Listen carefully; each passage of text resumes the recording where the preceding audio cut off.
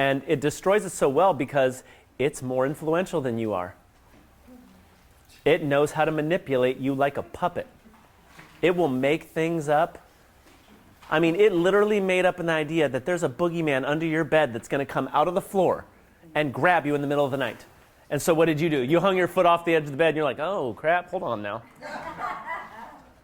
Ain't no boogeyman. There's no boogeyman, turns out, right? But it's very, very subtle. And the best way, Sydney, that I can say to acknowledge it and be aware of it so that it doesn't do that, it literally comes down to this. Resistance leads to breakdown. Acceptance leads to breakthrough. Your ego is a resistance tool. That's what it is. It's to judge. So if you look at just your opinion, like, oh my God, I can't believe she's wearing that. She's wearing blue today. Like that, just that little thing. And then you move on. It's like somebody cuts you off. You're like, oh my God, what a jerk. Just that little thing right there grows. And then by the time you realize that you're in resistance mode, you have literally created a prison in your life where you feel like you can't succeed and all these kinds of, and it started with somebody cutting you off. And it's just so brilliant and subtle. It's you have to be, and I like that. It's not I'm a negative person or I'm not. In fact, what I would say is there are no negative people. There's just people protecting themselves from the world that's not attacking.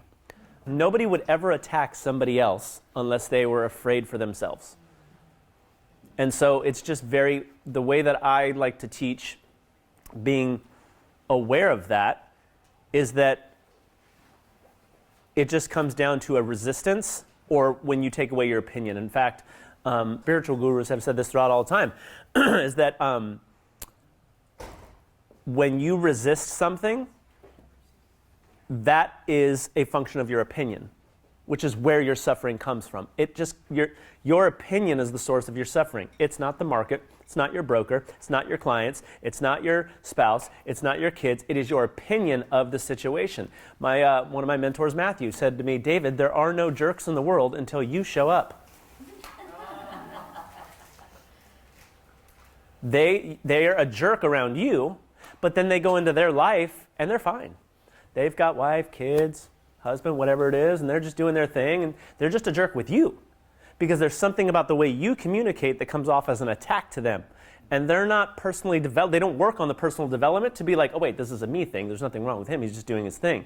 People are just going around protecting themselves from people that aren't attacking. Some people are offended somebody's wearing a mask. Some people are offended, some people are not. And we actually live in a society today where people wake up in the morning looking for opportunities to be offended.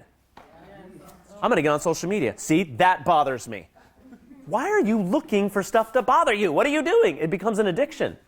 And so, to Cindy's point, it's not so black and white. It is a very subtle thing, like smart water. Ugh, I hate smart water. That right there, it sounds funny, but that little thing grows because it becomes a pattern. Then you're like, you know what? I'm sick of these people drinking water, they're all healthy. And then it grows and grows and grows and grows and grows and grows until that resistance ends up turning the gun on you, and now you're blowing yourself up. So I like that. It's very, very, even the most positive person. In fact, I've noticed some of the most positive people are the people suffering the most behind the scenes. I've noticed that.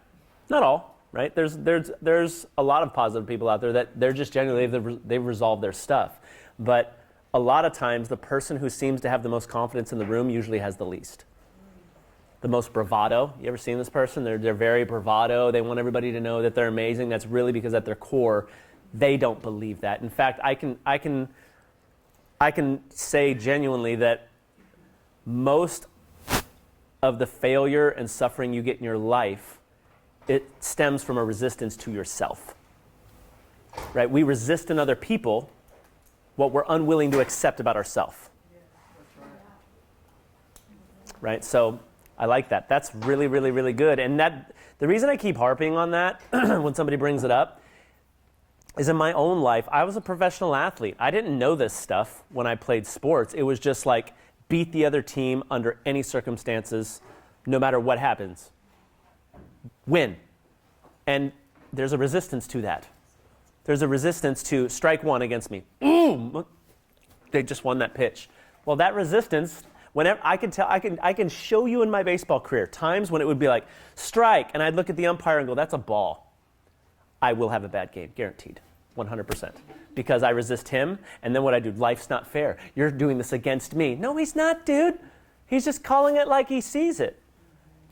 And I would discount the times that it would be right down the middle, and he'd go ball, and I'd be like, that's right. No, you're not going to acknowledge you got away with one right there? You're not going to acknowledge that?